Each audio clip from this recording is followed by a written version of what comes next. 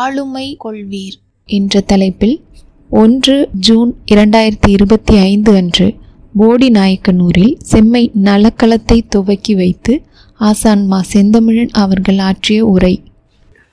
அனைவருக்கும் வணக்கம்.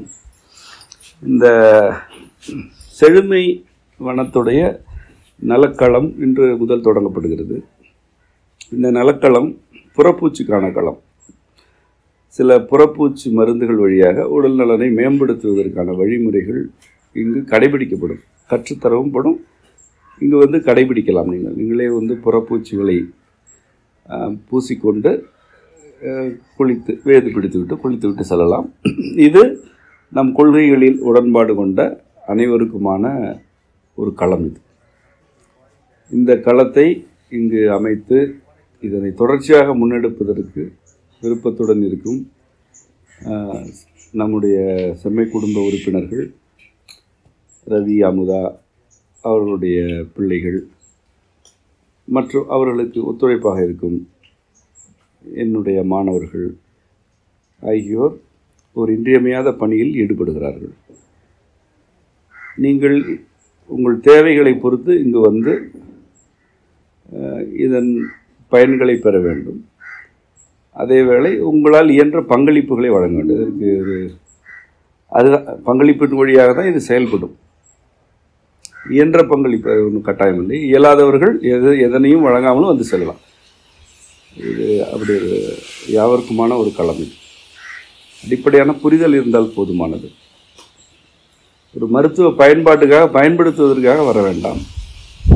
நம்முடைய கொள்கைகளை நடைமுறைப்படுத்துகிறோம், நமக்கும் உரிமை உள்ள இடம் என்று வர வேண்டும். நீங்களும் இதில் பங்கேற்க வேண்டும். இதுதான் இந்த களத்தை பற்றிய அறிமுகம். இன்று முதல் இது இங்கு தொடங்கப்படுகிறது. இந்த நிகழ்விற்கு வருகை தந்த உங்கள் அனைவருக்கும் நன்றி. இப்பொழுது நாம் நீங்கள் கேட்ட பல்வேறு கேள்விகளிலிருந்து ஒரு சாரத்தை எடுத்துக்கொண்டு அதற்குரிய உரை விளக்கத்திற்குள் செல்கிறோம். உங்கள் அனைவருடைய கேள்வியின் சாரம் புறச்சூழலை எதிர்கொள்வது எப்படி என்பது. புறச்சூழலை எதிர்கொள்வது எப்படி என்று நான் பல உரைகள் ஏற்கனவே ஆற்றியிருந்தாலும் மேலும் ஒரு உரை தேவைப்படுகிறது. அது மேலும் ஒரு உரையாக மட்டும் இருக்கட்டும் என்று வேண்டி இந்த உரையை நான் தொடங்குகிறேன். ஒரு அடிப்படையான பகுப்பினை புரிந்து கொள்ள வேண்டும். ஒரு வகையினர் கொள்கை வழிபட்டவர்கள், மற்றொரு வகையினர்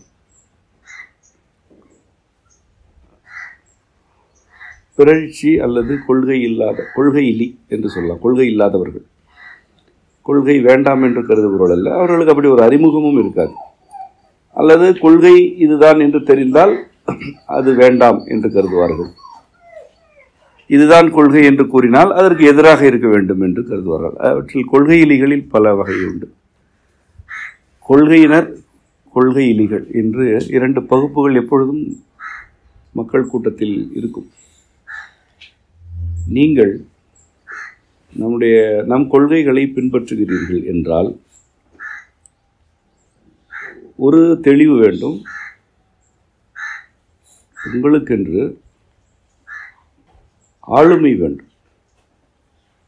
ஆளுமை இல்லை என்றால் கொள்கையை அப்படியே தூக்கி எறிந்துவிட்டு அந்த கொள்கையிலிகளோடு நீங்களும் சேர்ந்து விட வேண்டும். அதுதான் பாதுகாப்பு. அதுதான் உங்களுக்கான பாதுகாப்பு. ஒருவர் கொள்கையை பின்பற்ற வேண்டும் என்றால் அவருக்கு ஆளுமை வேண்டும். ஆளுமை என்பது என்ன? மை என்பது ஓரெழுத்தூர் மொழி. அது மையம், தலைமை, கரு ஆகியவற்றையெல்லாம் குறிக்கும். இது அடிப்படை கரு எது? இந்த கருவிற்கு எது தலைமை? ஒரு கட்டமைப்பிற்கு எது மையம் என்ற பொருள் தரக்கூடியதுதான் மை என்பது. ஆளுமை என்றால் ஆளுதல், ஆளுகை, ஆட்சி செய்தல் என்று கூறுகிறோம் அல்லவா? அதற்கு அடிப்படை சொல்லுது. ஆளுதல் வேண்டும், அதற்கு உரிய பண்பு வேண்டும். அதான் மை, ஆளுமை. தலைமையாக இருக்க வேண்டும். ஒரு சூழலில் 10 பேர் இருக்கிறார்கள். அவர்களில் ஒருவர் கொள்கை வழிபட்டவர் என்றால் மீதம் 9 பேருக்கு அவர்தான் தலைமை. அவரிடம் ஆளுமை இருந்தால் அதுதான் நிகழும். இந்த கொள்கையிலிகளுடைய வழிமுறை மிக எளிமையானது. அது அதிகாரத்தை நாடுவது. அதிகாரம் வேறு, ஆளுமை வேறு. அதிகாரம் என்று இன்று எது கூறப்படுகிறதோ அது அது ஒரு தமிழ் சொல்லல்ல. ஆயினும் அதற்கான பொருள் என்னவாக இருக்கிறது என்று நான் கூறுகிறேன். அதிகாரம் என்பது திணிப்பது, புகுத்துவது, வளைப்பது, இம்மூன்றையும் நியாயப்படுத்துவது. ஒரு கருத்தை திணித்தல், ஏதேனும் ஒரு செயல்பாட்டை பிறர் மீது பிறருடைய உடல் வழியாகவோ அல்லது எண்ணங்களின் வழியாகவோ புகுத்தி விடுதல், செய்ய வைத்தல். அவர்களை கருத்தை திணித்தல், செயல்களை செய்வித்தல் என்று வைத்துக் கொள்ளுங்கள். மூன்றாவது வளைத்தல். இரண்டாவது திணித்தல், செய்வித்தல், இவையெல்லாம் ஒன்று. இரண்டாவது வளைத்தல். வளைத்தல் என்றால் இணங்க செய்தல். அது இணங்க செய்தல் வேறு, வளைத்தல் வேறு. வளைத்தல் என்று ஏன் கூறுகின்றோம் என்றால், ஒரு மரம் வளர தொடங்கி இருக்கிறது. அதன் ஒரு கிளை வளைக்கப்படுகிறது என்றால் என்ன பொருள்? அது இணங்கவில்லை, அது வளைக்கப்படுகிறது. ஏனென்றால் அதனால் எதிர்க்க இயலாது. இவர் எதனை வளைப்பார்? எது இவர் கைகளுக்கு அகப்பட்டதோ அதனை வளைப்பார். ஒரு பருத்த மரத்தை இவர் வளைக்க மாட்டார், வளைக்க இயலாது. ஆகவே பிறருடைய இணக்கம் இல்லாமலேயே அவர்களை இணங்க வற்புறுத்தினால் அது வளைத்தல். இந்த செய்வித்தல், தான் நினைப்பவற்றை செய்வித்தல், தன் கருத்துக்களை திணித்தல், அவர்களை வளைத்தல், பிறரை வளைத்தல். மூன்றாவது, அதுதான் மிக சிறப்பு, இவற்றையெல்லாம் நியாயப்படுத்துதல். இந்த மூன்றும் தான் அதிகாரத்தின் கூறுகள். இந்த மூன்று இல்லாமல் ஒரு அதிகாரத்தை நீங்கள் பார்த்திருக்கவே மாட்டீர்கள். அப்படி ஒரு கற்பனையில் கூட ஒரு அதிகாரம் இருக்காது. ஆளுமை இவ்வாறானதல்ல. ஆளுமை எனப்படுவது எதையும் திணிக்காது, அது முன்வைக்கும், முன்மொழியும். இது இவ்வாறானது, அது அவ்வாறானது என்று அது முன்வைக்கும். அது திணிக்காது. நீ இதை ஏற்றுக்கொள் என்று திணிக்காது. ஆனால் இது இவ்வாறானது, இதன் தன்மைகள் இப்படிப்பட்டவை என்ற கருத்து முன்வைக்கப்பட்டு கொண்டே இருக்கும். ஒரு முறை, இருமுறை அல்ல. எத்தனை முறை வேண்டுமோ அல்லது எத்தனை பிறவிகளுக்கு வேண்டுமோ அது மீண்டும் மீண்டும் அந்த கருத்து முன்வைக்கப்படும். அவ்வாறான ஆளுமைகள் முன்வைத்து கொண்டே இருப்பார்கள். ஒரு குடும்பம் என்று நாம் கொண்டால் கூட அந்த ஒரு குடும்பத்தில் ஆளுமையுடன் இருப்பவர்கள் திணிக்க மாட்டார்கள். ஆனால் தம் கருத்தை முன்வைத்து கொண்டே இருப்பார்கள். பிறர் எதையாவது செய்ய வேண்டும் என்று கேட்டால் செய்ய அனுமதிப்பார்கள், மறுக்க மாட்டார்கள். ஆனால் தம் கருத்தை முன்வைப்பார்கள், முன்மொழிவார்கள். தம் கருத்திற்கு மாறுபாடாக இருப்பதற்கு ஒத்துழைப்பும் கொடுப்பார்கள். என் கருத்துக்கு மாறுபாடாக நீ இருக்கிறாய், இதற்கு நான் ஒத்துழைப்பு கொடுக்கிறேன், ஆனால் இதுதான் என் கருத்து, நீ அதனை செய்ய வேண்டியதில்லை என்று கூறிக்கொண்டே ஒத்துழைப்பு கொடுத்தல். இதெல்லாம் ஆளுமை இருப்பவர்களிடம் மட்டும்தான் இது இருக்கும். மற்றவர்கள் பதற்றம் அடைவார்கள், இது நீ செய்யாதே என்பார்கள். கொள்கைகளில் உள்ள அதில் பல நிலைகள் உண்டு. அதில் வலிமை குறைந்தவர்கள் பதட்டப்படுவார்கள், இதை செய்யக்கூடாது என்று கதறுவார்கள், அழுவார்கள், உணர்ச்சிகளை கொட்டுவார்கள், மிரட்டுவார்கள். வலிமை இருந்தால் நிறுத்துவார்கள். அது அதிகார படிநிலைக்கு சென்றுவிடும். ஆளுமை அவ்வாறு இருக்காது. ஆளுமை முன்மொழியும், ஒரு கருத்தை முன்மொழியும். அடுத்ததாக அந்த கருத்தை விளக்கும், அதனை மீண்டும் மீண்டும் விளக்குதல். மூன்றாவதாக மிகவும் இன்றியமையாதது அதனை மெய்ப்படுத்துதல், அதாவது நடைமுறைப்படுத்தி காட்டுதல். முன்மொழிவு, விளக்கம், மெய்ப்பாடு, இந்த மூன்றும் ஆளுமைக்கு உரியன. திணித்தல், வளைத்தல், நியாயம் கற்பித்தல் ஆகிய மூன்றும் அதிகாரத்துக்குரியன. நீங்கள் இதில் எந்த பகுப்பில் இருக்கிறீர்கள் என்று உங்களுக்கு தான் தெரியும். இதுவரை நீங்கள் எதையும் யார் மீதும் திணித்ததே இல்லையா? யாரையும் எதற்காகவும் வளைத்ததே இல்லையா? இவற்றை செய்துவிட்டு உங்கள் செயல்களை நியாயப்படுத்தியதே இல்லையா என்று உங்களை நீங்களே கேட்டுக்கொள்ள வேண்டும். ஒருவேளை ஆம் என்றால் நீங்கள் முதலில் கொள்கை வழிபட்டவர்களாக மாற்றமடைய வேண்டும். கொள்கை வழிக்கு வரும்போது ஆளுமையுடன் வர வேண்டும். இங்கு வந்துவிட்டால் யாரையும் அதிகாரம் செய்ய இயலாது. இங்கு நீங்கள் வரும்பொழுது எல்லா ஆயுதங்களையும் கீழே போட்டுவிட்டு வர வேண்டும். இந்த இப்பொழுது இருக்கக்கூடிய வாழ்க்கை முறை ஆயுதங்களை மறைவாக வைத்திருக்கிறது. எல்லா ஆயுதங்களுமே உண்மையில் மறைவாகத்தான் இருக்கின்றன. பல காலம் காத்திருப்பு நிகழ்கிறது. ஒரு குடும்பத்தில் ஒருவர் தன்னுடைய வழிமுறைகளில் பிறர் இருக்க வேண்டும் என்று கருத்துக்களை கூறத் தொடங்குகிறார். அவர் தன் உணர்ச்சிகள் வழியாக அல்லது திணிப்புகள் வழியாக தான் நினைத்தவற்றையெல்லாம் செய்கிறார். அதில் பல வெற்றிகள் கிடைக்கின்றன. இதுதான் நீங்கள் கவனிக்க வேண்டியது. ஒருவர் பல முன்னெடுப்புகளை மேற்கொண்டு அந்த குடும்பத்திற்கு வெற்றிகள் குவிகின்றன. குடும்பத்தில் இருக்கும் ஒரு சிலருக்கு வேறு ஒரு சூழல் கிடைக்கிறது. அந்த சூழலில் இதுவரை யார் பேச்சுக்கு கட்டுப்பட்டார்களோ அவர்களை எதிர்க்கும் வலிமை கிடைக்கிறது. இப்பொழுதுதான் வலிமை கிடைக்கிறது. அந்த வலிமை எதனால் கிடைக்கிறது? இதுவரை உத்தரவிட்டவருக்கு ஏதோ ஒரு வகையில் வலிமை குறைந்திருக்கிறது. அதனை விட கூடுதலான வலிமை இவர் திரட்டிவிட்டார். இப்பொழுது வழக்கம்போல் உத்தரவிடுகிறீர்கள், ஆனால் அந்த உத்தரவுக்கு யாரும் கீழ்ப்படிவதில்லை. இவ்வளவு நாள் நான் இப்படியெல்லாம் இருந்தேனே, இவ்வளவு வெற்றிகள் இந்த குடும்பத்திற்கு குவிந்தனவே என்று நீங்கள் அழுது அரற்றினாலும் புலம்பினாலும் உங்களுக்கு தீர்வு கிடைக்காது.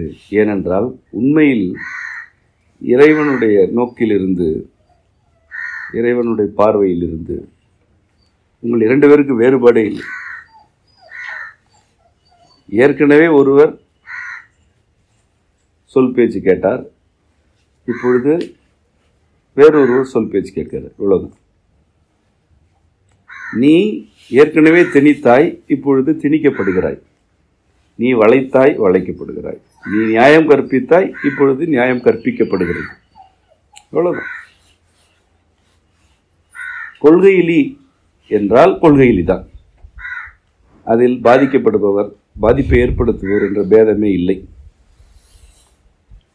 மிக பெரும்பான்மையாக வலிமை குறைவானவர்கள், திறன், அறிவு, உடல் ஆகியவற்றில் அல்லது உணர்ச்சி நிலையில் வலிமை குறைவானவர்கள் அடிபணிந்து போய்விடுவார்கள். யாராவது ஒரு அதிகாரத்திற்கு ஆட்பட்டு விட்டால், அதாவது அதிகாரத்திற்கு வருகிறார் என்றால் பெரும்பான்மையானவர்கள் அடிபடிந்து விடுவார்கள். அப்படித்தானே இருக்கிறது. நாடே அப்படித்தான் இருக்கிறது. ஏனென்றால் அடிபணிபவர்கள் எல்லாருமே ஏமாளிகள் அல்ல, பாவப்பட்டவர்களும் அல்ல. எல்லோருமே தன்னல வெறியர்கள். அவரவருக்கு அவரவருடைய தன்னலத்தில் துள்ளி குறைபாடு வந்துவிடக்கூடாது. அதனால் அடிபணிகிறார்கள். குடும்பமும் அப்படித்தான். ஒருவர் அதிகாரம் செய்கிறார், பிறர் ஆடுகிறார்கள் என்றால் பிறருடைய தன்னலம், அவர்களுக்கு தேவையான ஏதோ ஒன்றை அவர் செய்து கொண்டிருக்கிறார் என்று அதுக்கு பொருள். எதையுமே செய்யவில்லை ஒருவர் ஆடுகிறார் என்றால் எல்லோரும் சேர்ந்து அவரை வீழ்த்தி விடுவார்கள். அவருக்கு வலிமை குறையும் பொழுது வீழ்த்தி விடுவார்கள். அதுவும் கொள்கையிலி தான். இந்த கொள்கையிலிகளில் நாம் கற்பனை செய்ய இயலாத செயல்பாடுகள் இருக்கும். இப்படிலாம் நிகழாது என்று நாம் கருதுவோம். அதெல்லாம் அன்றாடம் நிகழ்ந்து கொண்டு இருக்கும். ஏனென்றால் அடிப்படையில் கொள்கை இல்லை. இந்த கொள்கை எனப்படுவது படித்து வருவதல்ல. அதனை நான் தெளிவாக கூறுகிறேன். பாடம் கேட்டோ படித்தோ வருவதல்ல. கொள்கை எனப்படுவது இறைவன் ஒவ்வொரு மனிதனுடைய சிந்தையிலும் பொதித்து வைத்திருப்பது. நான் மிக எளிமையாகவும் நேரடியாகவும் கேட்கிறேன். ஒரு கணவர் என்பதனால் மனைவியை அடிக்கலாம் அல்லது அடிக்கக்கூடாது என்று 2 நிலைகள் இருக்கின்றன. இதில் எது கொள்கை? இதில் அடிக்கலாம் என்பது கொள்கையா, அடிக்கக்கூடாது என்பது கொள்கையா? சரி, ஒரு கணவர் என்பதனால் மனைவியை எவ்விதமான எதிர்பார்ப்புகளுக்கும் வளைக்கலாம் என்றால் வளைக்கலாம், வளைக்கக்கூடாது. இதில் எது கொள்கை? ஒரு மனைவி என்பதனால் கணவரை தன்னுடைய பல்வேறு தேவைகளுக்காக அல்லது தேவையற்ற இச்சைகளுக்காக வளைக்கலாம், வளைக்கக்கூடாது. ஒரு மனைவி என்ற பெயரில் கணவரை கட்டுப்படுத்துதல், கண்காணித்தல் ஆகியவற்றை செய்யலாம். இவ்வாறு அவரை தன்னுடைய கட்டுப்பாட்டில் கொண்டு வரலாம். அதெல்லாம் வளைத்தல் செய்யலாம். இப்படியெல்லாம் கட்டுப்படுத்தலாம், கண்காணிக்கலாம், அல்லது கட்டுப்படுத்தக்கூடாது, கண்காணிக்கக்கூடாது. எது கொள்கை? நான் கேட்ட கேள்விகளுக்கான விடை உங்கள் அனைவருக்குமே தெரியும் இல்லையா? இது எங்கேயாவது நீங்கள் படித்திருக்கிறீர்களா? ஏதாவது ஒரு பாடநூலில், அதாவது ஒரு கொள்கை வழிபட்ட நூலில் மனைவியை அடிக்கக்கூடாது, கணவரை கட்டுப்படுத்தி கண்காணிக்கக்கூடாது என்று எங்கேயாவது படித்திருக்கிறீர்களா? இல்லை. இயல்பாகவே உங்களுக்கு விடை என்ன என்று தெரிகிறது அல்லவா?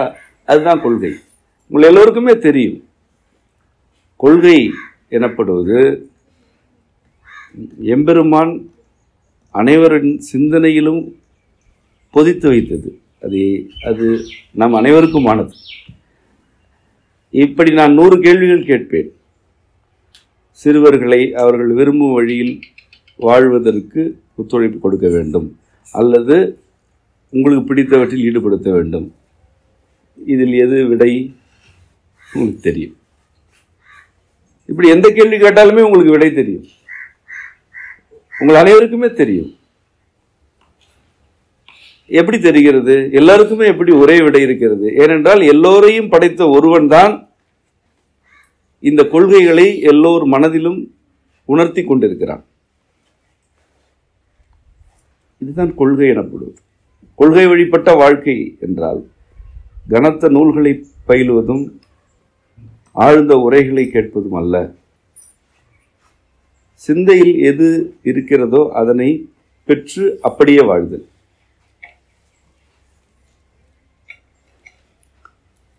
இந்த கொள்கை ஆளுமையை நோக்கி உங்களை அழைத்துச் செல்லும்.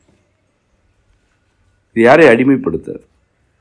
ஆனாலும் உங்களில் சிலர் ஏன் அடிமைப்பட்டு கிடக்கிறீர்கள் என்றால், ஒன்று, நீங்கள் அதிகாரம் செய்து கொண்டிருக்கிறீர்கள், அல்லது அதிகாரத்திற்கு கட்டுப்பட்டு உங்கள் தன்னலத்திற்காக அல்லது இயலாமையினால் கட்டுப்பட்டு கிடக்கிறீர்கள். இது இப்படி நான் சொல்கிறேன். இது சரியா தவறா என்று கேட்டால் விடை என்ன என்று நான் சொல்ல வேண்டியது உங்கள் அனைவருக்குமே தெரியும். யாரும் உங்களை ஏமாற்றவில்லை. மாறாக நீங்கள் ஏமாறுவதற்கு துடித்துக் கொண்டிருக்கிறீர்கள். ஏன் ஏமாற துடிக்கிறீர்கள்? ஏதோ ஒரு கதகதப்பு உங்களுக்கு இப்பொழுது இருக்கிறது. அதுவும் போய்விடுமோ என்று அஞ்சுகிறீர்கள்.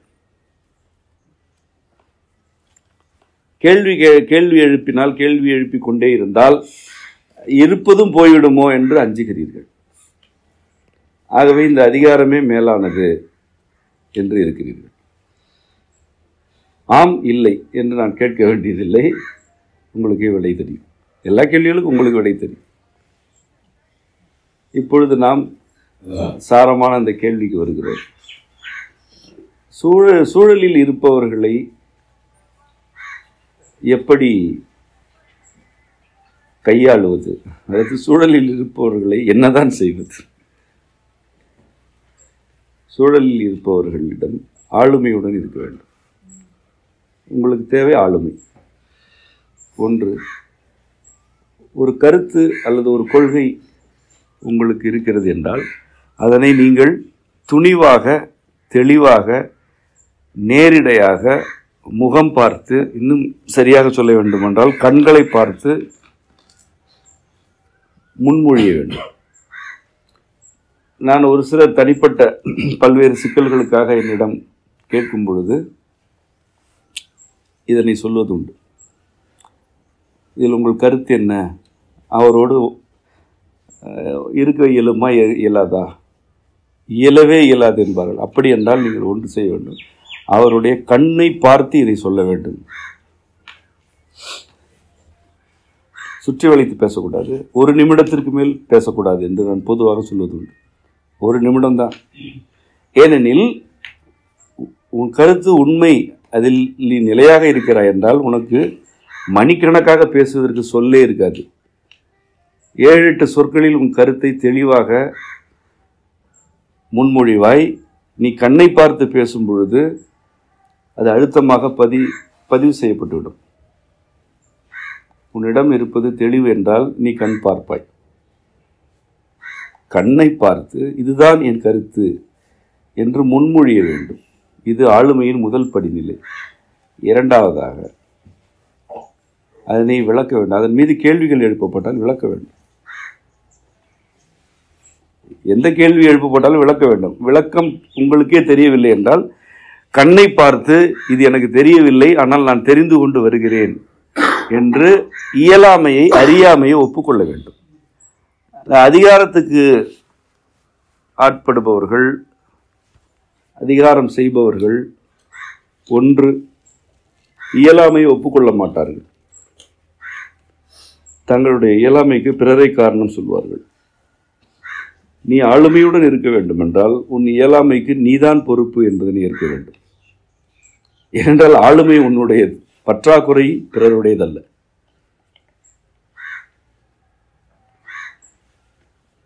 உன் தோள்களிலிருந்து விரியும் இரு கரங்களும் உன்னுடையவை என்றால் அவற்றின் வலிமையும் உன்னுடையது.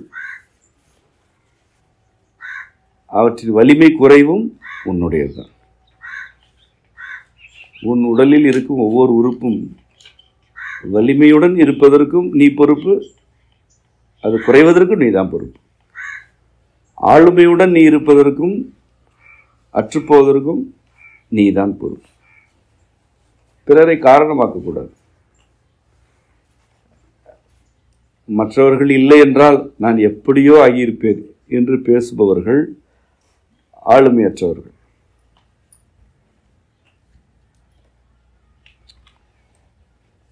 மற்றவர்கள் கொள்கையிலிகள். உன்னிடம் கொள்கை இருக்கிறது என்றால் நீ ஆளுமையுடன் அல்லவா முன்மொழிய வேண்டும், கருத்தை முன்மொழிய வேண்டும். அது எந்த கருத்தாக இருக்கட்டும், அது சரியோ தவறோ, அதுதான் உன் கொள்கை என்னால் நீ அதைத்தான் சொல்ல வேண்டும், வேறு சொல்லக்கூடாது. உள்ளதை சொல்ல வேண்டும். பிறர் ஏற்றுக்கொள்வார்களா மாட்டார்களா என்று நீ எண்ண தொடங்கினாலே உனக்கு ஆளுமைக்கு எந்த தொடர்பும் இல்லை. உன் கருத்து இரண்டாவது மனிதர், மூன்றாவது மனிதர் தொடர்புடையது என்றாலோ அல்லது அவர்களுடைய ஒப்புதல் வேண்டும் என்றாலோ அது ஏற்றுக்கொள்ளப்பட்டாலும் மறுக்கப்பட்டாலும் பொருட்டல்ல என்று நீ இருக்க வேண்டும். ஒரு கருத்தை முன்மொழியும் போதே இதனை ஏற்றுக்கொள்ளவில்லை என்றால் என்ன ஆவது என்ற பதட்டம் வந்தால் நீ ஆளே இல்லை, நீ ஒரு ஆளே இல்லை. ஆள் என்ற சொல்லுக்கெல்லாம் ஆழ்ந்த பொருள் உண்டு. ஏனென்றால் ஆள் என்பதிலிருந்து ஆட்சி வருகிறது, ஆளுகை ஆளுமை ஆகியன வருகின்றன. நீ ஆளே இல்லை. ஒரு கருத்து முன்மொழியப்பட வேண்டி இருக்கிறது என்றால் அதனை கண் பார்த்து சுருக்கமாக செறிவாக கூற வேண்டும். அப்படி கூறுவதற்கு அந்த கருத்தில் தெளிவு வேண்டும் இல்லையா? உளறுவதற்கு, கோபத்தில் சொற்களை கொட்டுவதற்கு தெளிவு வேண்டாம். அது போகிற போக்கில் முகம் பார்க்காமல் நான் இப்படி இதை செய்ய போகிறேன் என்று சொல்லிவிட்டு தப்பித்து ஓடுவதற்கு தெளிவு தேவையில்லை. நின்று உட்கார வைத்து முகம் பார்த்து இதுதான் இதில் என் கருத்து என்று கூறுவதற்கு ஆழ்ந்து தெளிவு வேண்டும். அப்படி கூறும்போது ஏதேனும் கேள்விகள் எழுகின்றன என்றால் அவற்றுக்கான விளக்கங்கள் உன்னிடம் இருக்க வேண்டும். விளக்கம் இல்லை என்றால் இதில் எனக்கு தெளிவு குறைவாக இருக்கிறது, நான் தெளிவடைந்த பின் வருகிறேன் என்று ஏற்றுக்கொள்ளும் தன்மை வேண்டும். அதுவும் ஆளுமை. ஆளுமையில் வெற்றி தோல்வி இல்லை. அதிகாரம் வெற்றி தோல்வி ஆகியவற்றுக்கு இடையில் இருக்கிறது. அதன் ஒரு கரையில் வெற்றி, ஒரு கரையில் தோல்வி. இன்று அதிகாரத்திற்கு அடிபணிபவர் நாளை நானும் இந்த அதிகாரத்தில் ஏறுவேன் என்று அடிபணிவார். ஏற்கனவே ஏறியவர் கீழே இறங்கி அடிபணிந்து கிடப்பார். ஆளுமையில் அதெல்லாம் ஒன்றும் கிடையாது. வெற்றி தோல்வி எல்லாம் கிடையாது. ஆளுமையில் யாரை வளைப்பது இல்லை எனும் பொழுது எதனை வெற்றி பெறுவது, யாரை வெற்றி பெறுவது? ஆகவே ஒரு கருத்தை முன்மொழியும் போது அதில் தெளிவு வேண்டும். தெளிவடையாமல் ஒரு கருத்தை வெளியே பேசக்கூடாது. சரி, அதில் உள்ள பற்றாக்குறைகளை ஏற்றுக்கொண்டு அந்த பற்றாக்குறைகளை எல்லாம் நிறைவு செய்து, அதாவது தெளிவு பெற்று ஏதோ ஒரு வகையில் தெளிவடைந்து மீண்டும் உரையாடும் பொழுது அதே போல கண்களை பார்த்து பேச வேண்டும். இதெல்லாம் உங்களுடைய கேள்விக்கு விடைகள், இதுதான் என் விளக்கம் என்று. அதன் பிறகும் மறுக்கிறார்கள் என்றால் அதன் பிறகு அவர்கள் போகிற போக்கில் மறுக்க மாட்டார்கள். எல்லா கேள்விகளுக்கும் விடைகள் கொடுத்து விட்டீர்கள், அந்த விடைகளை அவர்களால் மறுக்க இயலவில்லை என்றால் உணர்ச்சி தான் மேலிடும், பதட்டம் ஏற்படும். பலருக்கு, அனைவருக்கும் அல்ல. பதட்டம், அரற்றல், அச்சுறுத்தல் இப்படியெல்லாம் ஏற்படும். அது ஏன் ஏற்படுகிறது? தோல்வியை ஒப்புக்கொள்ள இயலாமையினால் ஏற்படுகிறது. அல்லது உண்மையிலேயே அதை ஏற்றுக்கொள்ள இயலாமல், நீங்கள் சொல்வதை மறுக்க இயலவில்லை, அதே வேளை ஏற்றுக்கொள்ளவும் இயலவில்லை, அதனால் ஏற்படுகிறது. இங்குதான் இரண்டாவது விளக்கம். இந்த கருத்தை விளக்க தெரிய வேண்டும், அதன் பல்வேறு கூறுகளை விளக்க வேண்டும். பொறுமையாக உட்கார வைத்து விளக்குகிறேன் என்று பேசிக்கொண்டே இருக்கக்கூடாது. கேள்வி எழுந்தால், அதற்கான சூழல் வாய்த்தால் விளக்கம் சொல்ல வேண்டும். முதலில் முன்மொழிவு, அதற்கு தேவை தெளிவு. இரண்டாவது விளக்கம். இந்த விளக்கத்திற்கு என்ன வேண்டும்? அதில் ஆழ்ந்த அறிவு வேண்டும். ஒன்றை விளக்க வேண்டும் என்றால் அதில் ஆழ்ந்த அறிவு வேண்டும், அறிதல் வேண்டும். அதற்கு அதனை விளக்கும் பொழுது பலர் உங்களோடு ஒத்துழைப்பார்கள். பலருக்கு விளக்கம் தேவைப்படுகிறது, அவ்வளவுதான். வேறு பலர் இப்பொழுதும் இதனை ஏற்க மாட்டேன், இது நீ சொல்கிறாய், ஆனால் இது இப்படி இருக்காது என்பார்கள். இங்குதான் மூன்றாவது இருக்கிறது, மெய்ப்பாடு. அதனை மெய்ப்படுத்த வேண்டும், நடைமுறைப்படுத்தி காட்ட வேண்டும், அல்லது நடைமுறைப்படுத்துபவர்களை காட்ட வேண்டும். உன்னால் முழுமையாக இயலவில்லை என்றாலும் ஒரு சிறு பகுதியாவது நடைமுறைப்படுத்தி காட்ட வேண்டும். இன்று ஒரு பகுதி நடைமுறைப்படுத்தப்படுகிறது, சில நாட்கள் கழித்து இன்னொரு பகுதி, பின்னர் இன்னொரு பகுதி என்று இந்த மெய்ப்பாடு விரிவடைந்து கொண்டே இருக்கும். மெய்ப்பாடு மட்டும் விரிவடைந்தால் பெரிய ஏரிகளும் காட்டாறுகளும் ஒரு கடல் பொங்கும் பொழுது எப்படி ஒன்றுமே இல்லாமல் உள்ளே சென்று விடுமோ அவ்வாறு மெய்ப்பாடுகளுக்குள் எல்லா கேள்விகளும் மூழ்கடிக்கப்படும். ஏனெனில் மெய்ப்பாடு என்பது பேரெழுச்சி, அது மெய்ப்பட்டு விட்டது, அவ்வளவுதான். இதுவரை கருத்தாக இருந்தது உடல் எடுத்து விட்டது, அதுதான் மெய்ப்பாடு. ஒரு கருத்து மெய்ப்படுகிறது என்றால் கருத்து கருவாக இருந்தது, அதற்கு மெய்யாகிய உடலே கிடைத்து விட்டது. உடலே கிடைத்து விட்ட பிறகு அதனை மறுப்பதற்கு எவரும் இல்லை. பேராறுகள், காட்டாறுகள், பெரிய ஏரிகள் யாவுமே ஒரு கடல் பொங்கும் போது உள்ளே சிறு மடுக்களாக மூழ்கடிக்கப்படும். அதுபோல மெய்ப்பாடுகளுக்கு ஆழத்தில் இதுவரை உங்களை சுற்றி இருந்தவர்கள் யாவரின் கேள்விகளும் அவர்கள் விளைவித்த பூசல்களும் ஒன்றுமே இல்லாமல் போகும். இது ஆளுமையின் வழி. இது எந்த அதிகாரத்தையும் மூழ்கடிக்கும். அதனைத்தான் நீங்கள் புரிந்து கொள்ள வேண்டும். ஆளுமைக்கு முன் அதிகாரம் ஒன்றுமே இல்லை. ஏனெனில் ஆளுமை இறைவன் வழங்குவது, அதிகாரம் மனிதர்களின் அகந்தையிலிருந்து எழுவது. அது ஒரு பெரிய தோற்றத்தை கொண்டிருக்கும். அதனை எதுவுமே செய்ய இயலாது என்று நம்ப செய்யும். அது எல்லாமே கற்பனை, கற்பிதம். அது அப்படி கட்டி வைக்கும். ஆளுமைக்கு முன் அதிகாரம் ஒன்றுமே இல்லை. ஆனால் ஆளுமையின் மூன்றாவது நிலை நிகழ வேண்டும் என்றால் முதல் 2 நிலைகள் நிகழ வேண்டும் அல்லவா? மூன்றாம் நிலையை இறைவன் நிகழ்த்துவார். மெய்ப்பாடுகள் நான் பலமுறை கூறியிருக்கிறேன். வெளிப்பாடுகள் யாவும் இறைவனின் அருள். இறைவன் வெளிப்படுத்தினால் உண்டு, இல்லை என்றால் இல்லை. எல்லா விதைகளும் முளைக்காது. முளைக்காத விதைகள் பயனற்ற என்றும் பொருள் அல்ல. அவை வேறு வகையில் வெளிப்படுகின்றன. எல்லாமே வெளிப்படும். எல்லாவற்றையும் அவன் வெளிப்படுத்துவான். சிலவற்றை செடிகளாக்குவான், சிலவற்றை மட்காக்குவான், சிலவற்றை பல உயிரினங்களின் உணவாக்குவான். எல்லாமே வெளிப்படும். எல்லா கருத்துகளும் மெய்ப்படும். ஆனால் கருத்துகள் தெளிவாக இருக்கின்றன என்றால், அவை உரிய விளக்கங்களுடன் இருக்கின்றன என்றால் மெய்ப்படுத்தப்படும்.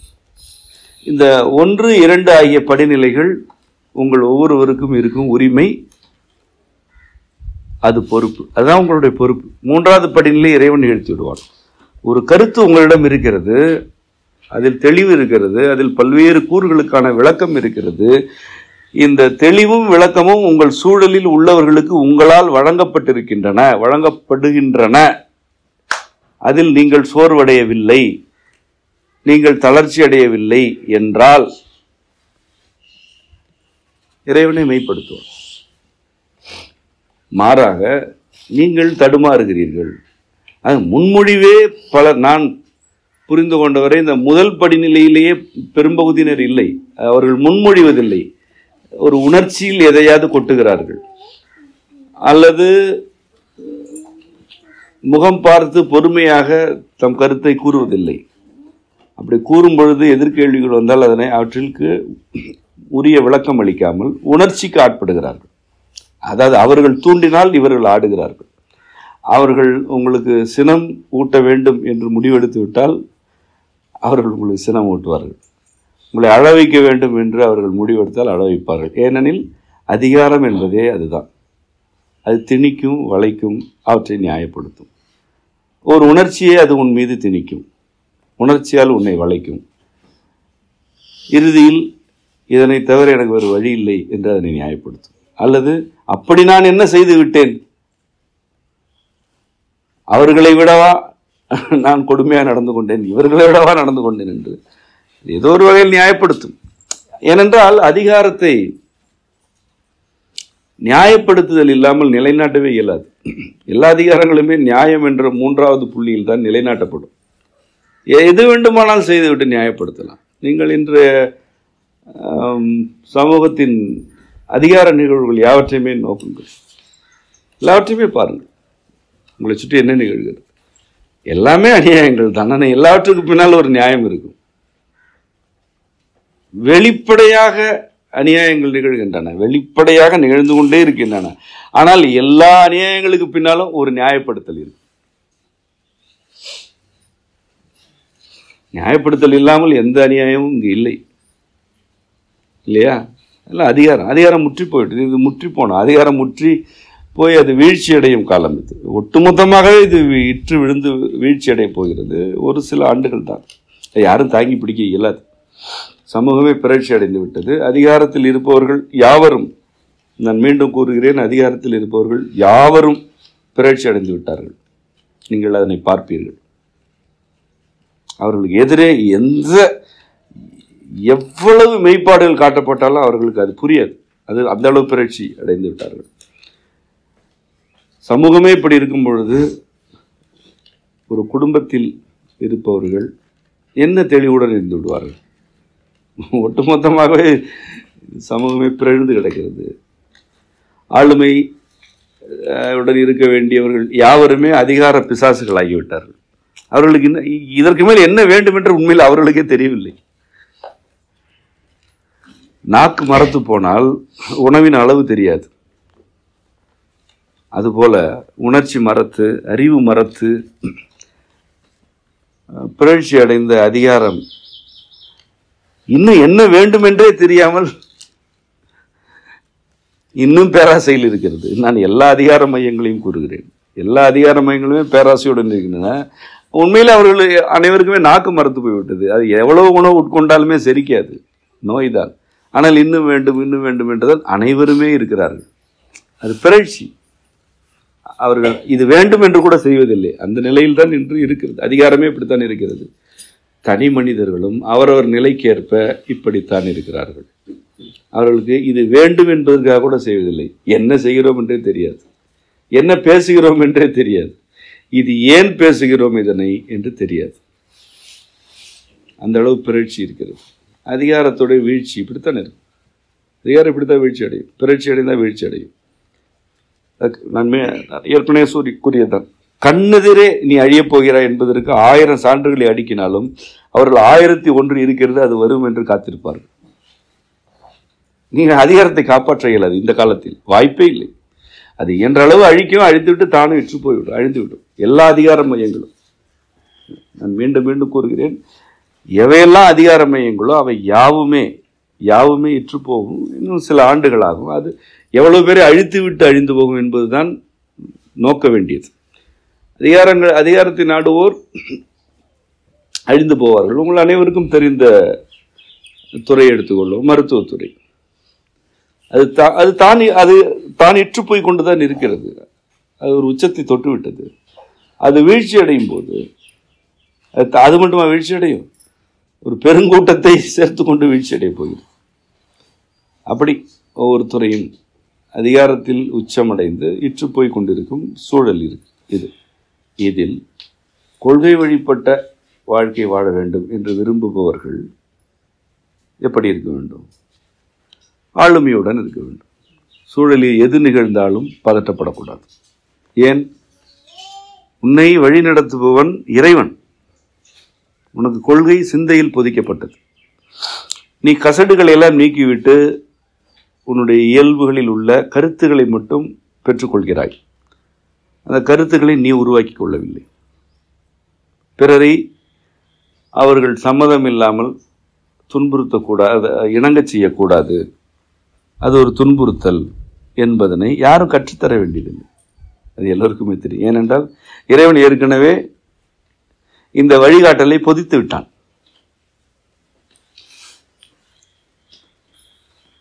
இப்படி எதனையும் படிக்காமல், எந்த பாடமும் கேட்காமல் மனிதர்களோடு கூடி வாழ்வதற்குரிய எல்லா கருத்துக்களும் சிந்தையில் பொதிக்கப்பட்டிருக்கின்றன. இவற்றை பொதித்தவன் இறைவன் என்பதனால் கொள்கை வழிபட்டு வாழ்பவர்களுக்கு தலைவன் யார்? இறைவனே தலைவன். இறைவனை தலைவனாக ஏற்றுக்கொண்டாய் என்றால் நீ இதனை உண்மையிலேயே ஏற்றுக்கொள்கிறாய் என்றால் நன்கு தனிமைப்படுத்தி கொண்டு சில நொடிகள் கண்ணை மூடி இந்த சொற்கள் உண்மைதான், இவற்றை நான் ஏற்கிறேன், இறைவனே என் தலைவன், என் கொள்கையை எனக்குள் பொதித்தவன் இறைவனே, இறைவனுக்கே நான் அடிபணிகிறேன், பிறருக்கு அல்ல என்ற இச்சொற்களை மீண்டும் மீண்டும் மனதில் கொண்டு அப்படியே கண்ணை திறந்து பாருங்கள். உங்கள் எதிரே இருப்பவர்கள் எவ்வளவு பரிதாபத்துக்குரியவர்கள் என்று தெரியும். உண்மையிலேயே புரியும் உங்களுக்கு. அவர்கள் உங்களுக்கு இடையூறு செய்பவர்கள் அல்ல, உங்களால் அரவணைக்கப்பட வேண்டியவர்கள், உங்களால் வழிநடத்தப்பட வேண்டியவர்கள். கொள்கையிலிகளுக்கு கொள்கையை வழிகாட்ட வேண்டும் இல்லையா? ஆளுமையுடன் இருப்பவர்கள் அது இல்லாதவர்களுக்கு வழிகாட்ட வேண்டும். ஆனால் நீங்கள் என்ன செய்கிறீர்கள்? ஐயோ என்னை என் வழியில் நடக்க விடவில்லை, ஐயோ என்னை துன்புறுத்துகிறார் என்கிறீர்கள் என்றால் உங்களுக்கு எதற்கு கொள்கை? நீங்கள் அதிகாரம் செய்ய வேண்டும் என்ற விருப்பத்தை வரவழைத்து கொண்டு அங்கே போய் ஆடுங்கள். உங்களுக்கு எவ்வளோ வலிமை இருக்கிறதோ அவ்வளோ வெற்றி கிடைக்கும்.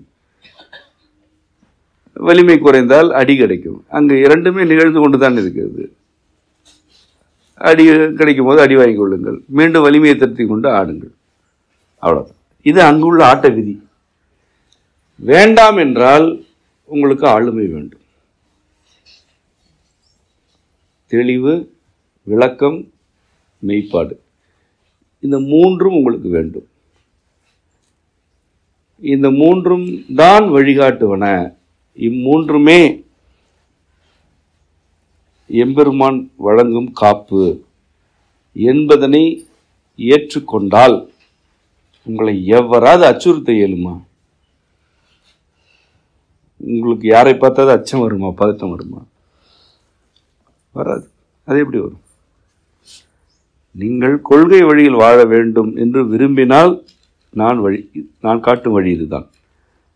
இந்த கொள்கைகளை ஏற்றுக்கொண்ட பிறகும் நடைமுறைப்படுத்த இயலவில்லை என்று நீங்கள் புலம்புகிறீர்கள். அதன் வேதனை எனக்கு புரிகிறது. ஆனால் இந்த கொள்கைகளில் எத்தனையோ பகுதிகளை இரண்டாவது மனிதர் உங்களை சூழ்ந்திருக்கும் இரண்டாவது மனிதர் ஒத்துழைப்பு இல்லாமலே நீங்கள் நடைமுறைப்படுத்தி விடலாம். எத்தனையோ கூறுகள் அப்படி இருக்கின்றன. நான் உணர்ச்சி தூண்டலுக்கு ஆட்படாதீர்கள் என்று கூறுகிறேன், பல முறை கூறியிருக்கிறேன். அது உங்களுடைய தானே, உங்களுக்கானது தானே. அது ஏன் தூண்டலுக்கு ஆட்படாமல் உங்களால் இருக்க இயலவில்லை? எவ்வளவு வேண்டுமானாலும் உணர்ச்சி தூண்டல், நீ ஏன் ஆட்படுகிறாய்? விருப்பத்தில் நிலை பெற்றிரு, ஆடாதிரு, அசையாதிரு, நிலைத்திரு என்று பல முறை கூறுகிறேன். அந்த விருப்பத்தில் ஏன் நிலை பெற்று இருக்க இயலவில்லை? விருப்பத்தில் நீ தான் நிலைக்க வேண்டும். உன் விருப்பத்தில் நீ நிலைக்க வேண்டும். உன் மீதான தூண்டலுக்கு நீ ஆட்படாமல் இருக்க வேண்டும். எவ்வளவு தூண்டினாலும் ஆட்படக்கூடாது.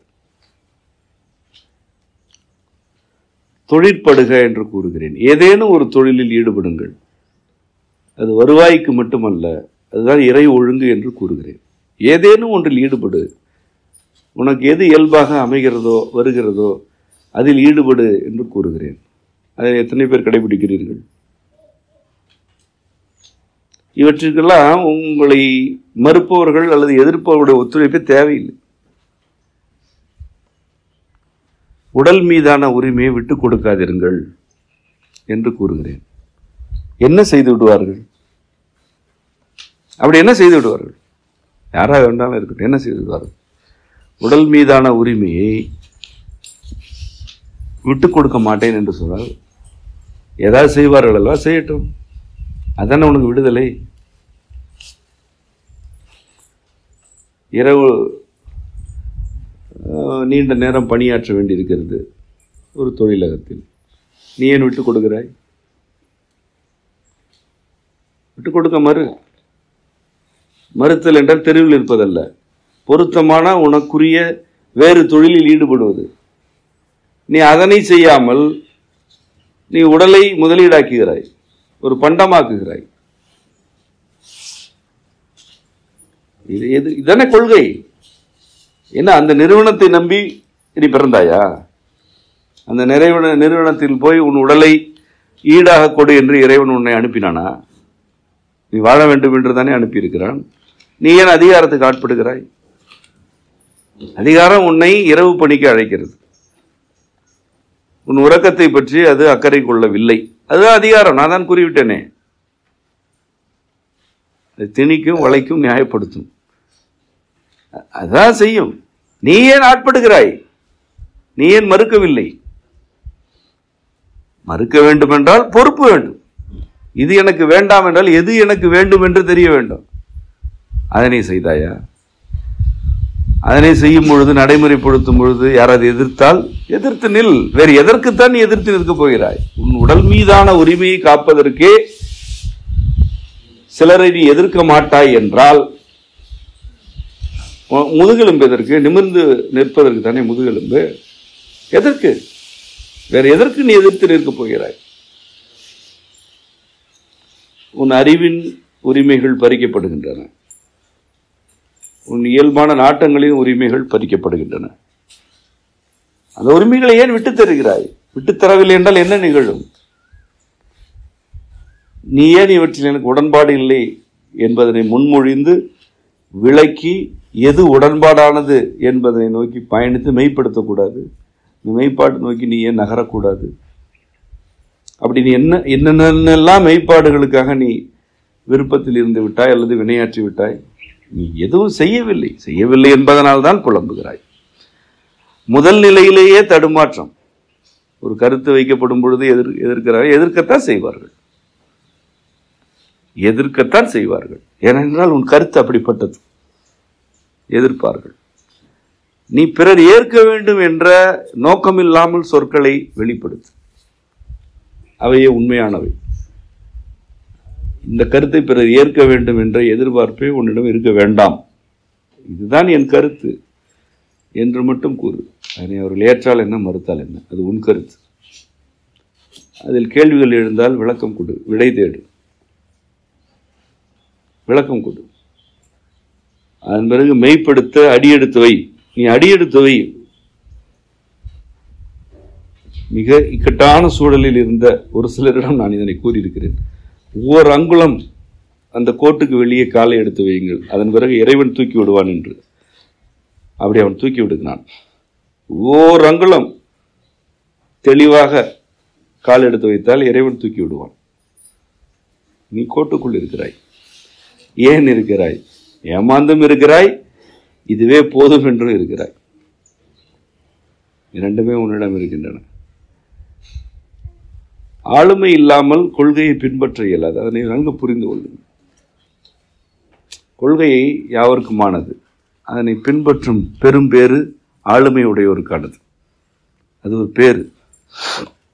அந்த பேரு உங்களிடம் இருந்தால் நீங்கள் புலம்ப மாட்டீர்கள். மாறாக அவர்களையெல்லாம் அரவணைப்பீர். இன்று எவரெல்லாம் எதிர்க்கிறார்களோ அவர்களையும் அரவணைப்பதற்குரிய திறன்தான் ஆளுமை. நம் இறையியல் மரபு அதனைத்தான் கூறுகிறது. நம்மிடம் என்ன அதிகாரம் இருந்ததா? யாரிடம் அதிகாரம் இல்லை. காரைக்கால் அம்மையிடம் என்ன அதிகாரம் இருந்தது? அவள் ஒரு பெண், குடும்பத்திலிருந்து வெளியேறிய பெண்.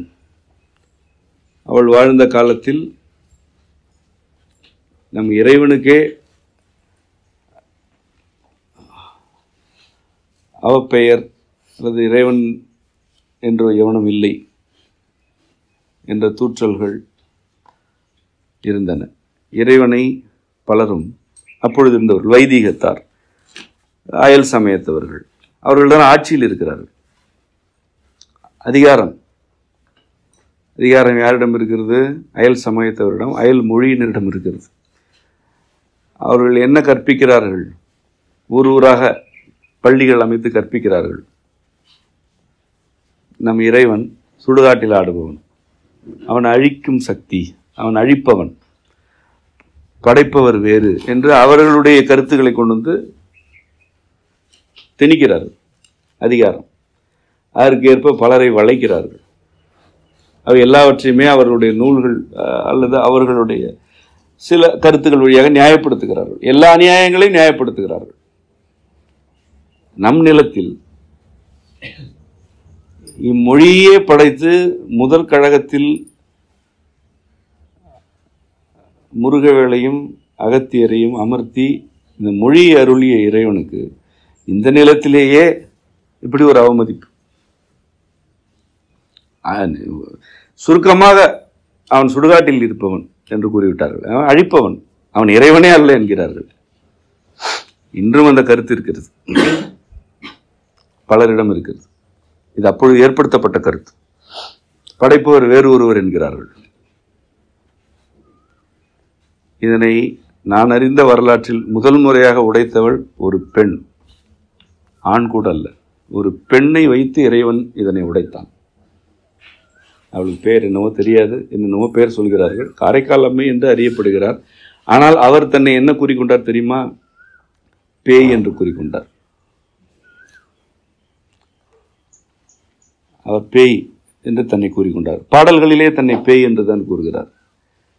ஏன் பேய் என்று கூறுகிறார்?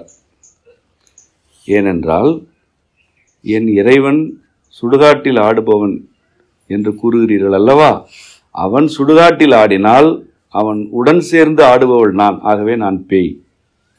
இதுதான் ஆளுமை. இதுதான் ஆளுமை. ஒரு கருத்து கொள்கையாகிவிட்டது, அதுதான் சிந்தையில் இருக்கிறது என்றால் அதன் மீது என்ன மதிப்பீடு சுமத்தப்பட்டாலும் நான் நிற்பேன் என்பது ஆளுமை. உண்மையில் காரைக்கால் அம்மையிடம் இருந்தது ஆளுமை அல்ல, அது தெய்வத்தன்மை. அவள் தெய்வம், இன்றும் அவள் தெய்வமாக இருக்கிறாள்.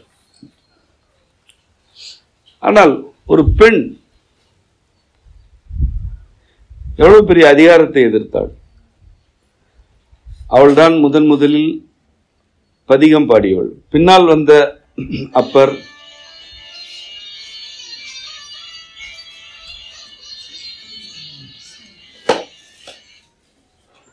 பின்னால் வந்த அப்பரடிகள், சுந்தரமூர்த்தி நாயனார், திருஞான சம்பந்தர், திருமூலர், இவர்கள் எல்லோருமே அம்மையாருக்கு பின்னால் வந்தவர்கள். மாணிக்க வாசகர் மட்டும் அவருடைய ஒத்த காலமாக இருக்கலாம், அல்லது அம்மையாருக்கு சற்று பின்பு வந்திருக்கலாம். இவர்கள் யாவரும் இயற்றிய பதிகம் என்ற முறையை உருவாக்கியவரே காரைக்கால் அம்மைதான். அப்படி ஒரு முறையே அவர்தான் உருவாக்குகிறார். பதிக முறை, அந்தாதி முறை அவர்தான் உருவாக்குகிறார். அவருடைய பாடல்கள் தான் முதலில் இருக்கின்றன. அந்தாதி, பதிகம் ஆகியவற்றால் இறைவனை பாடும் இறைத்தமிழ் முறையே உருவாக்கியவர் காரைக்கால் அம்மையார் தான்.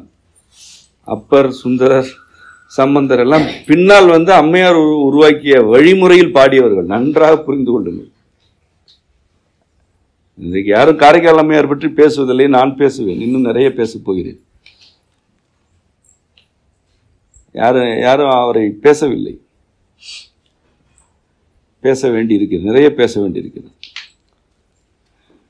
அவர்தான் முன்னோடி. இறை தமிழுக்கு அவர்தான் முன்னோடி. இசைத்தமிழுக்கு, இறை இசை தமிழுக்கு அவர்தான் முன்னோடி. அவர்தான் இசை முறையை உருவாக்கியவர். நமக்கு இறை இசை முறை உருவாக்கியவர்.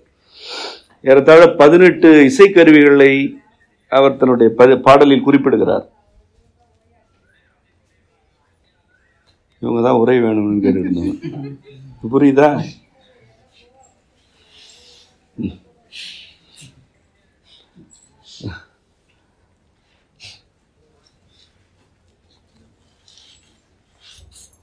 இவருடைய முதல் பாடல் நாம் கூட ஏற்கனவே நான் தான் பாடினேன். அந்த பாடலை செம்மை இசையில் முதல் பாடலே பிறந்து மொழி பயின்ற பின் எல்லாம் காதல் சிறந்து நின் சேவடியே சேர்ந்தேன் என்று இருக்கிறது. அதிகாரத்தில் இருப்பவர்கள் அயல் மொழியினர். நன்றாக பாருங்கள். பேரரசர்கள் அயல் மொழியை வற்புறுத்துகிறார்கள், திணிக்கிறார்கள். நம்முடைய இறைவனை இழிவுபடுத்துகிறார். இறைவனே இல்லை என்கிறார்கள். நீங்கள் யாரை வழிபடுகிறீர்களோ அவன் இறைவனே அல்ல என்று விட்டார்கள். இதற்காக பள்ளி அமைக்கிறார்கள். ஊராக பள்ளி அமைத்து கற்பிக்கிறார்கள். எதிர்த்து கேள்வி கேட்டால் கொடுமையான தண்டனைகள் வழங்கப்படுகின்றன. இந்த சூழலில் இவள் பாடும் முதல் பாடல் பிறந்து மொழி பயின்ற பின் எல்லாம் காதல் சிறந்து நின் சேவடியே சேர்ந்தேன். நான் பிறந்து மொழியை பயின்ற பின் காதல் சிறந்து உன் சேவடியை சேர்ந்தேன். இறைவனுக்கு தொண்டர் இல்லை, இறைவனுடைய காதலி. மொழி என்ன?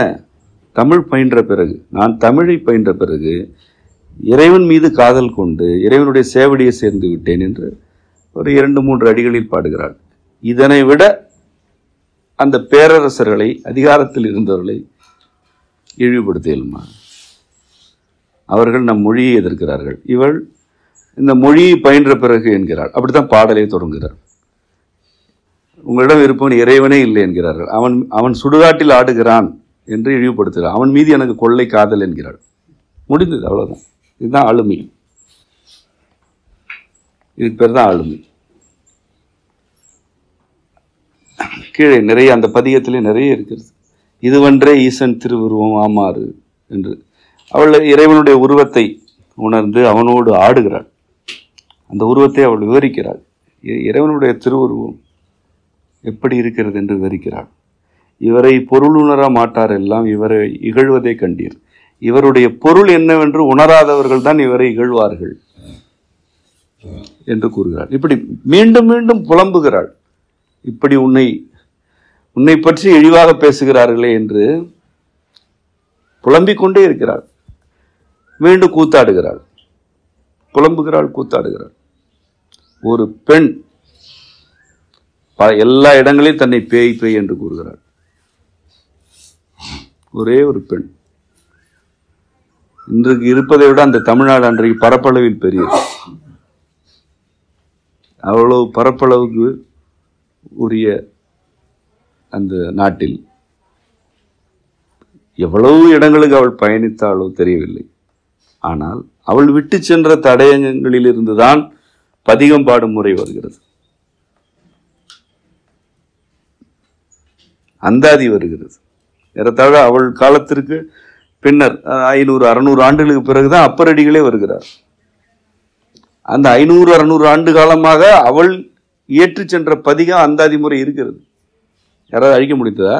பெண் தானே. ஒரு பெண் கணவன் வீடு வாசல் எல்லாவற்றையும் துறந்து விட்டு வீதிக்கு வந்த ஒரு பெண் யாரை எதிர்த்தாள்? பேரரசர்களை எதிர்க்கிறாள். ஒரு நொடியாகுமா ஒரு பெண்ணை ஏதாவது செய்வதற்கு? ஒரு நொடி. இன்று பேசிக் கொண்டிருக்கிறேன், காரைக்கால் அம்மை என்று ஒருத்தி இருந்தாள் என்று. யார் என்ன செய்ய முடிந்தது? யாரும் என்ன செய்ய முடியாது. அவள் காலத்தில் இருந்த அரசன் பெயர் தெரியுமா? தெரியாது. அவள் பாடல் இருக்கிறது. இதோ இறைவன் மீண்டும் பிறை அணிந்தவன் என்று அழகின் உருவமாக நம்மால் வழங்கப்படுகிறான் இல்லையா? என்று அவனை யாரும் அப்படி உருவகப்படுத்துவதில்லை. வெளிப்படையாக அவனை அப்படி உருவப்படுத்தும் துணிவு கூட என்று எவரும் கிடையாது. அஞ்சுகிறார்கள். அவனை பிறையணிந்த பெருமான் என்று அவனை அழகனாக வணங்கும் வழக்கம் இன்று இருக்கிறது. இந்த வழக்காறுகளை எல்லாம் நிலைநாட்டுவதற்கு அந்த கோட்டை தாண்டி ஓர் அங்குலம் எடுத்து வைத்தவள் ஒரு பெண். ஐயோ, என் கணவர் என்ன நினைப்பார் என்று எத்தனையோ 1000 பேர் நினைத்தார்கள். அவர்கள் அல்ல. என் வீட்டில் ஏதாவது சொல்வார்கள் என்று பலர் நினைத்திருப்பார்கள். ஏனென்றால் எல்லோருக்கும் இறைவன் மீது பற்றுதல் உண்டு. எத்தனையோ பேர் துடித்திருப்பார்கள். இப்படி இருக்கிறதே நிலைமை, நான் எதையேனும் செய்ய மாட்டேனா என்று எத்தனையோ பேர் துடித்திருப்பார்கள். அவர்களை பற்றி நாம் பேசவில்லை. ஏனென்றால் அவர்கள் எதுவும் செய்யவில்லை. எந்த கேள்வியுமே இல்லாமல் ஒரே ஒருத்தி வெளியே வந்தாள். அவளை பற்றி இன்று பேசுகிறேன். இன்னும் 1000 ஆண்டுகள் கழித்தும் வருபவர்கள் பேசுவார்கள். ஏனென்றால் அவள்தான் இறை இசை என்ற வடிவத்தையே நமக்கு கொடுத்தாள். அது அழியாது. அது இருக்கும் வரை அவளும் இருப்பாள். அவளை இறைவன் இருக்க செய்வான். அவளைத்தான் இறைவன் இருக்க செய்வான். அப்படி 63 இவ்வாறான ஆளுமை பின்புலங்கள் உண்டு. அவர்கள் மட்டுமல்ல, அவர்களை தூக்கி நிறுத்தியோர், அவர்களுக்காக உழைத்தோர், அவர்களுக்காக பொன் கொடுத்தோர், பொருள் கொடுத்தோர், நிலம் கொடுத்தோர், உணவு கொடுத்தோர், இணைந்து பணியாற்றியோர் 1000 பேர். எல்லோருக்கும் குடும்பங்கள் இருந்தன. எல்லா குடும்பங்களிலும் கேள்விகள் இருந்தன. ஆனால் எவர் ஒருவர் கொள்கை வழிபட்டு நிற்கிறாரோ அவர் ஆளுமையுடன் வெளிப்படுகிறார். அந்த வெளிப்பாட்டை இறைவன் நிகழ்த்தி அருளுகிறான். இதனை நீங்கள் நன்கு உள்வாங்கிக் கொள்ள வேண்டும். உங்களுக்கும் பிறருக்கும் வேறுபாடு உண்டு. அது அவர்கள் கேள்வி கேட்பவர்கள், நீங்கள் அஞ்சுபவர்கள் என்பதல்ல. அவர்கள் கேள்வி எழுப்புபவர்கள், நீங்கள் தீர்வுகளை நடைமுறைப்படுத்துபவர்கள் என்பது. இதுதான் உங்களுக்கும் பிறருக்குமான வேறுபாடு. அவர்கள் கேட்பார்கள், நீங்கள் தீர்வு சொல்வீர்கள் என்று இருந்தால் உன்னை யார் கட்டுப்படுத்த இயலும்? மாறாக அவர்கள் கேட்பார்கள், நான் நடுங்குவேன். அவர்கள் திட்டுவார்கள், நான் அழுவேன். அவர்கள் மிரட்டுவார்கள், நான் தூங்காமல் இருப்பேன் என்றால் உனக்கு இந்த பக்கம் என்ன வேலை? நீ அங்கே இருந்து விடு. அங்கு கிடைக்கும் கதகதப்பே போதுமானது, அதையும் இழந்து விடாதே என்றுதான் நான் கூறுவேன். கொள்கை வழிபட்ட வாழ்க்கை மிக இயல்பானது, எளிமையானது. ஆனால் அது ஆளுமையை கோருகிறது. எளிமை என்பதே உண்மையில் ஆளுமைதான். எளிமை தன்னை முன்மொழிந்துவிடும். தான் எவ்வாறு இருக்கிறோமோ அதை அவ்வாறே கூறிவிடும். ஏதாவது எளிமை எதையும் மறைத்து வைக்காது, மூடி மறைக்க ஒப்பனை இருக்காது எளிமை. ஏனென்றால் அது முன்மொழிகிறது. அருகே சென்றால் தான் எவ்வாறான தன்மையில் இருக்கிறோம் என்பதனை அது விளக்கும். அதுதான் எளிமை. எளிமையாக ஒன்று விளங்குகிறது என்கிறீர்கள், அதுக்கு என்ன பொருள்? அது எளிமையாக இருக்கிறது, அதனால் விளங்குகிறது. மூன்றாவது, அது இப்ப நீங்கள் யாரு வேண்டுமானாலும் எளிமையான ஒன்றை நடைமுறைப்படுத்தலாம் இல்லையா? ஆகவே எளிமைதான் ஆளுமை, ஆளுமைதான் எளிமை. நீங்கள் அப்படி இருக்கும் பொழுது உங்கள் மீது யார் அதிகாரத்தை செலுத்த இயலும்? எளிமையின் மீது யார் அதிகாரம் செலுத்த இயலாது. எவர் பகட்டுக்கு ஆசைப்படுகிறாரோ அவருக்கு தான் ஆசை காட்டி அதிகாரம் செய்யணும். எனக்கு எளிமை போதும் என்று இருப்பவர்களெல்லாம் அதிகாரம் செய்யலாது. இவையெல்லாம் கருத்துகள். இந்த கருத்துக்களை நீங்கள் கொள்கைகளாக கொண்டு அவரவர் நிலைக்கேற்ப உள்வாங்கி வாழ்க்கையில் நடைமுறைப்படுத்த வேண்டும். உங்கள் அனைவருக்கும் அமைய பிறரும் நிறைவதாக. நன்றி.